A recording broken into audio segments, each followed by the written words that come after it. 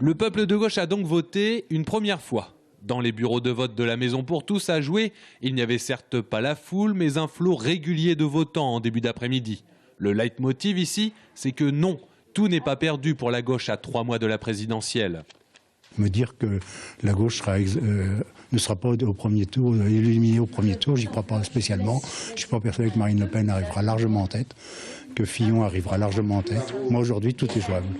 Chaque fois qu'il faut voter, je vote. Et là, ça s'imposait parce que voilà, si on rentre dans le système actuel, là, la gauche est fichue, etc. Mais où on va? Autre bureau, autre engouement. À Vouvray, en cette fin d'après-midi, le président du bureau de vote, l'ancien conseiller général du canton, Bernard Mariotte, se félicitait que les gens doivent patienter quelque peu.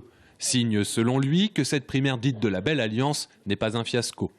La participation, j'ai tendance à penser, contrairement à ce qui a été dit, c'est pas si mauvais que ça. Il y a beaucoup de monde, sans arrêt une file derrière nous, donc ça va tout à fait dans le sens que je souhaitais.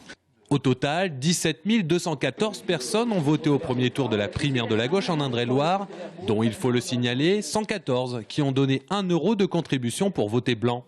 Il y a 5 ans, c'était 8 000 de plus, mais les circonstances ne sont pas les mêmes. On est effectivement un peu en deçà de 2011, ce qui n'est pas complètement une surprise. On sait qu'on n'est pas dans la même dynamique. C'est effectivement quelque chose qui est un enseignement à tirer et qu'il faut pas se cacher. On aborde cette élection en challenger et ça sera une élection plus difficile que la précédente. Maintenant que deux lignes se sont démarquées, la fédération, comme le Parti socialiste, espère une mobilisation plus proche de celle de 2011.